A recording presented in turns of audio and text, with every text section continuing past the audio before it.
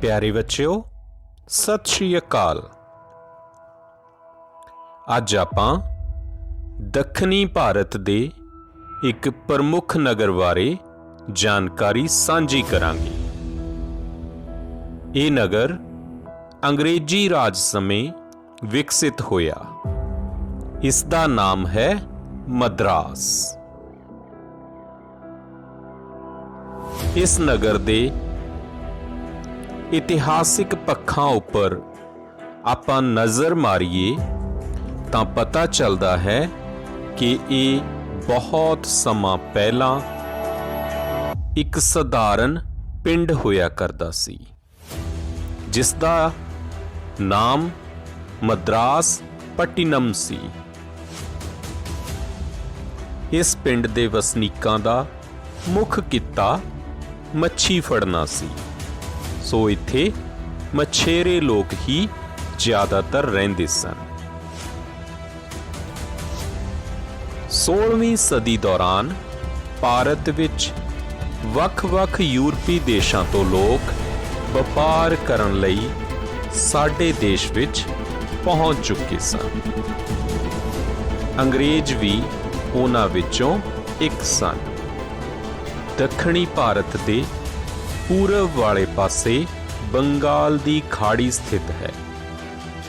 अंग्रेज़ां नूं भारत दे पूर्वी तट ते बंदरगाह दी जरूरत सी। ईस्ट इंडिया कंपनी दे अधिकारियों वल्लों वख-वख पक्षां नूं विचारन तो बाद इह स्थान उन्हां नूं उपयोगी लग्या। ईस्ट इंडिया कंपनी दा अधिकारी फ्रांसिस डे विजयनगर दे राजा दे दरबार विच 20 अगस्त 1639 ईस्वी नूं पेश होया। 22 अगस्त 1639 ईस्वी नूं ਉਹ विजयनगर दे राजा तो 6 मील लंबा ਅਤੇ 1 मील चौड़ा धरती ਦਾ ਟੁਕੜਾ एक ਵੱਡੀ रकम देन बदले प्राप्त करन विच सफल होया।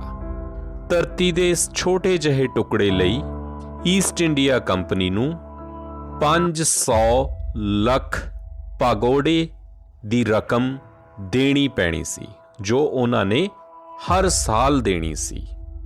तुसी सोच रहे होवोगे पागोडे की है। जिस तरह अजकल धन ਜਾਂ रकम देन लई असीं उस नूं रुपइयां विच गिनदे हां, तां उस समय दक्षिणी भारत विच जो धन राशि होया करदी सी वो पागोडे सी। सो ईस्ट इंडिया कंपनी नूं 500 ਲੱਖ पागोडे दी रकम इस जमीन दे बदले सालाना देनी पैनी सी। इस छोटे जहे जमीन दे टुकड़े बदले विजयनगर दे राजा नूं बहुत वड्डी रकम दे रूप विच आमदन होनी सी। अंग्रेज अधिकारी ने जमीन उपर कंपनी लई फैक्ट्री अते वेयर हाउस बनाउण दी सहमति भी लै लई सी। ईस्ट इंडिया कंपनी ने इस स्थान उपर फरवरी 1640 ईस्वी विच एक छोटा जिहा वपारक केंद्र स्थापित किया। उस समय कपाह तो कपड़ा बुनन लई एक स्थानक फैक्ट्री दी शुरुआत हुई। इस स्थान ते अंग्रेज़ां नूं कपाह बहुत सस्ते भाव ते प्राप्त होण लगी। कंपनी दे सद्दे ते कपड़ा बुनन वाले जुलाहे अते व्यापारी लोग फैक्ट्री दे नज़दीक आके वसन लगे। इसे स्थान ते फोर्ट सेंट जॉर्ज की स्थापना हुई। इत्थों दे वसनीक इस स्थान नूं चैनापट्टनम भी कहन लगे। चैनापट्टनम नां तो ही इसका नाम चेन्नई बनिया है।